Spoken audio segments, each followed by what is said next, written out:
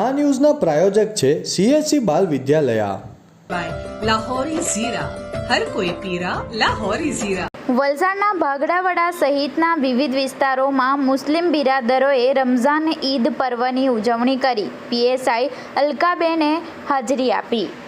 તારીખ 31 માર્ચ સોમવારના રોજ 10:30 કલાકની મળતી માહિતી મુજબ આજરોજ સમગ્ર વિશ્વમાં તેમજ વલસાડમાં પણ ભાગડાવાડા સહિતના વિવિધ વિસ્તારોમાં મુસ્લિમ બિરાદરો દ્વારા પવિત્ર રમઝાન ઈદની શાંતિપૂર્ણ માહોલમાં ઉજવણી કરી રહ્યા છે, જેમાં વલસાડ મુસ્લિમ સમાજના લોકોએ ઉત્સાહપૂર્વક નેશનલ સ્કૂલના ઈદગાહ ગ્રાઉન્ડમાં નમાઝ અદા કરી હતી.